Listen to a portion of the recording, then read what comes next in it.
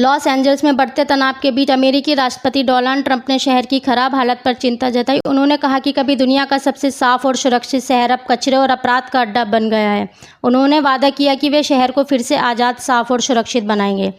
Los Angeles में अमेरिकी राष्ट्रपति डोनाल्ड ट्रंप की आव्रजन कानून के बढ़ते विरोध के बीच ट्रंप ने लॉस एंजल्स की स्थिति पर चिंता जताई है। उन्होंने कहा कि कुछ दशकों पहले तक यह शहर दुनिया के सबसे साफ, सुरक्षित और सुंदर शहरों में गिना जाता था। ट्रंप ने कहा कि वर्तमान में शहर के कई इलाकों पर अब अंतर्राष्ट्रीय गैंग और आपराधिक नेटवर्क का कब्जा है। उन्होंने कहा कि पूरी दुनिया अब देख सकती है कि अनियंत्रित माइग्रेशन से कैसे अराजकता, अव्यवस्था और असुरक्षा फैलती है। साथ ही ट्रंप ने कहा कि हम लॉस एंजल्स को आज़ाद कराएंगे और फिर से साफ, सुरक्षित और सुंदर बनाएंगे।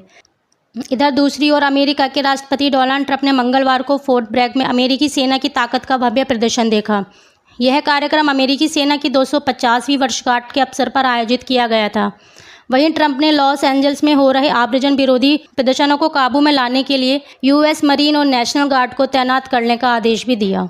इसके साथ ही ट्रंप ने मिसाइल स्ट्राइक, हेलीकॉप्टर हमला और इमारत पर छापेमारी जैसे अभ्यासों को देखा। कार्यक्रम में बच्चों के लिए झूले और फुलाने वाले स्लाइड लगे थे, जबकि पास में तोपें, ट्रक और हेलीकॉप्टर भी खड़े थे।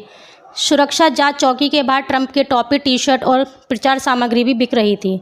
ट्रंप ने लॉस एंजल्स में आव्रजन विरोधी प्रदर्शनों को रोकने के लिए 4000 नेशनल गार्ड सैनिकों की तैनाती का आदेश दिया, जबकि 700 मरीन सैनिकों को भी क्षेत्र में भेजा गया है। हालांकि वे अभी तक सीधे कार्रवाई में नहीं उतरे हैं। दूसरी ओर कैलिफोर्निया के गवर्नर गेविन न्यूसम और राज्य सरकार ने इस तैनाती का कड़ा विरोध किया है। साथ ही राज्य के अटॉर्नी जनरल ने ट्रंप पर राज्य की स्वायत्तता को कुचलने का आरोप लगाया और कोर्ट में मुकदमा दायर कर दिया।